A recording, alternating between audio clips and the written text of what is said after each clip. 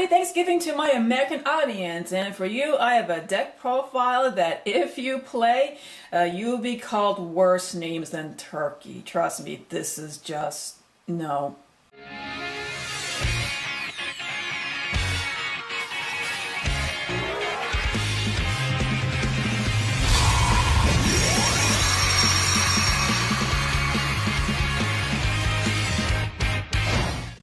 Hi, it's your local dragon lady, and I've updated my deck profile for the Banish deck. The last time I did this was back in April. New cards have come out since then, so I figure it's time to update this.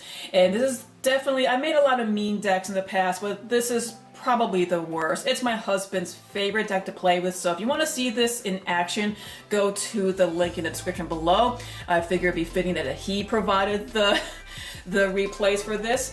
But yes, long story short, my husband, when he got back into the game, he asked if I could build a deck around the Inferno Tempest.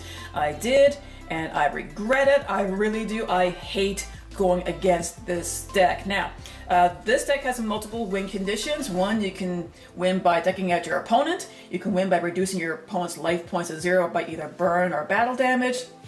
You can win by having far more life points than your opponent if the game should go to time, or you can win by frustrating your opponent to the point of scooping, and yes, that has happened. My husband's been called many colorful things in LEGO Pro, so without further ado, let's get to this profile.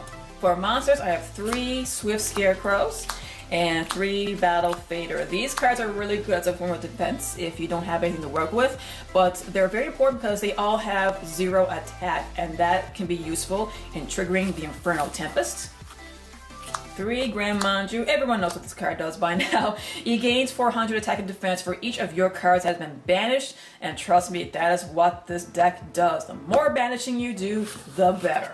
For your kaijus, I have 2 Jizukuru and 2 Dogoran. You can play with the ratio of kaijus if you want, but the main purpose of these is you need something for your Battle Fader or Swift Scarecrow to slam into to trigger off the Inferno Tempest, and this will do it. And another common strategy you can use with these is, say, if your opponent has problematic monsters, you can get rid of it.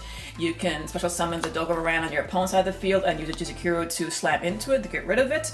You can also use Lava Golem. These are very useful. They can burn your opponent for 1,000 life points each of their standby phase. You can get rid of 2 of their problematic monsters. Only problem is you won't be able to normal summon once you use this card, but that's okay. That's why I think 2 is a good number for this deck, and it has become useful other than just for the whole triggering out the Inferno Tempest. 2 Gizmex. Yes, this card is really good. You only need 2. Try to play with 3. It's 2 is a good ratio. It's basically a free body on the board, and you get it out there by banishing it. It's also a quick effect, so even on your opponent's turn, you can banish more cards from your deck and get him out. So yes, again, the more banishing you do, the better.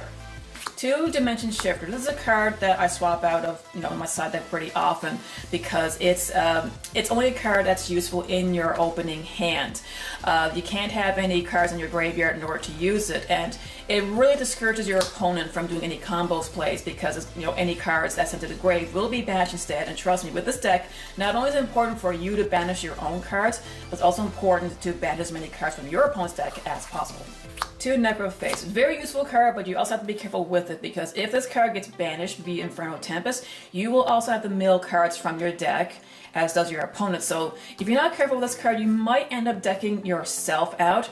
But the great thing about this is if you're running out of cards in your own deck and everything is banished and you need a backup, your normal summon Necroface, all your banished cards will go back to your deck and she will gain attack for each card returned. So yes, yeah, be careful with this one, but still very, very good card. 2 Eater of Millions, a free body on the board, allows you to banish cards from your extra deck, and he's a great stun card. So whenever this card battles, once per turn, he can banish the battling monster, and it doesn't matter how strong that monster is, and it's not targeting. So hey, if you're playing Chaos Max, he can banish that card without taking any damage. So yes, excellent card. For magic, I have 3 Inferno Tempest. Oh, the first time I used this at my locals, the reaction was priceless. People were saying, like, what? Like, this exists? What? Why? Oh, okay. What this card does is a quick play magic card. If you receive 3,000 or more damage, you activate this, and both you and your opponent must banish every monster from your deck and your graveyard. That is crazy. And if your opponent happens to be playing pendulums, it's game. There's nothing they can do. And the easiest way to trigger this is with the kaiju and your battle fader or your swift scarecrow. Swift scarecrow. Wow, I am tongue twisting myself. But yes, that's the typical way you get to trigger this off. But this is sort of a win condition. Don't rely too much on this because, again, you gotta have this in your hand or set in order to get the go off. But yes, but when it does, oh man, just look at the reaction on your opponent's face. 3 Soul Absorption. This card is really good in this deck. You can use it as a form of defense, a form of distraction. What this card does is each time a card is banished, doesn't matter if it's your card or your opponent's card, you gain 500 life points for each. So when you're doing mass banishment, or if you're using a card effect that will banish any of your opponent's cards, you're going to gain life points. And listen, when you have multiple Soul Absorptions up, and when you're doing all the banish methods that this deck is capable of, I've had over 20,000 life points.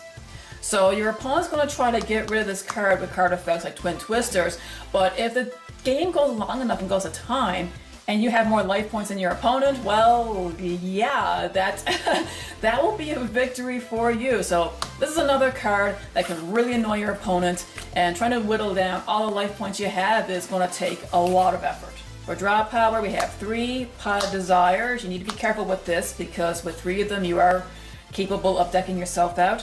2 Pop Extravagance. You're not really utilizing your extra deck anyway, so this is where some of the mass banishment can come from. Pot of Desires banishes 10 from your deck.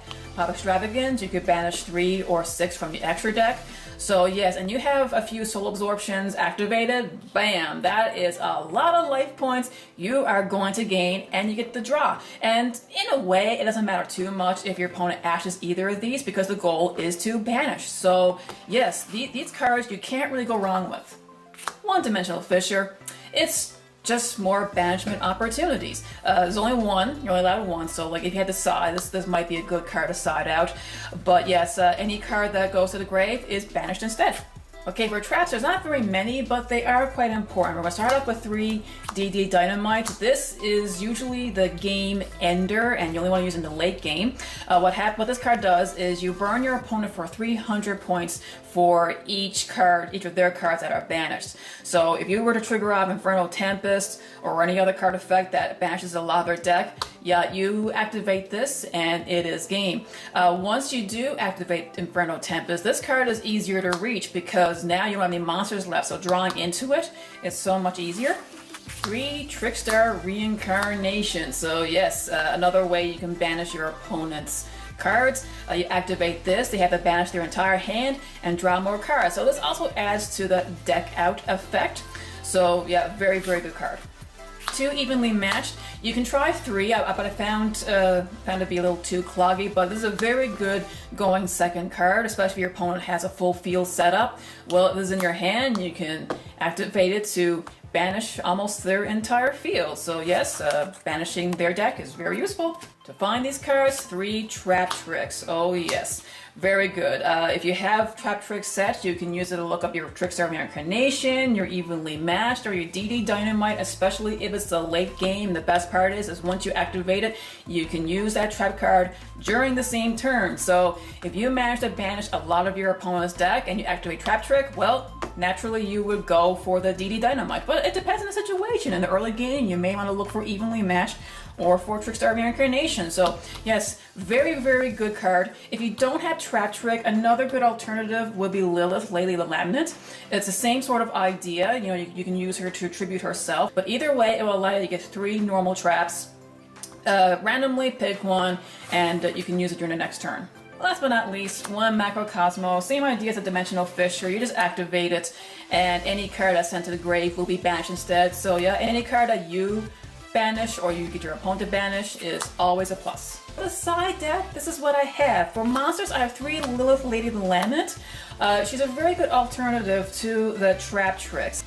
2 Dark Ruler no more. Hey, if your opponent has a negate board set up, well, you can use this card to allow you to set or activate any burn damage effects.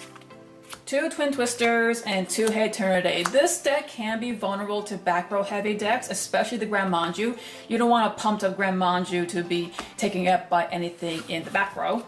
2 Cursed Seal of the Forbidden Spell. This card can be handy depending on what you're going against. What this does is if your opponent were to activate a magic card, you activate this, negate the activation, but your opponent won't be able to use that card of the same name for the rest of the duel. So say if they want to try to use Twin Twisters to get rid of any of your back row cards, well, activate this and they can't use Twin Twisters for the rest of the game. So yes, this card can be very devastating depending on the matchup. 2 Solemn Judgment. I would like to use 3, but I don't have 3, and 2 Solemn Strike. Where this deck is capable of giving you a ton of life points. Life points is just currency at this point. So yes, using the cost of Solemn Judgment or Solemn Strike isn't going to matter to you whatsoever. For the extra deck, I got nothing special. It's just jank. It's only fodder for your Pop Extravagance. Nothing special at all. Just make sure it's legal and you don't have any more than 3. There is one Link monster that is useful in this deck, but I don't have any. That will be Clara and Rashka. It's a 0 attack Link 1 and only needs 1 normal summon or set monster. I don't have any, and it's just another option to get a 0 attacker out to slam into your opponent's monster has 3,000 or more attack, like a Kaiju for example. And that, my dragons, is the updated version of the Banish deck. So what do you think? Did I go too far with this? Leave a comment in the comment section below. Remember, if you want to see this deck in action, the link is also in the comment section below. And remember to be a good sport, play the game, not the fame. See ya! Thanks for watching. If you like what you see, subscribe and be sure to click on the bell for notifications. You can also check me out on Facebook. The link is in the description below. Happy dueling!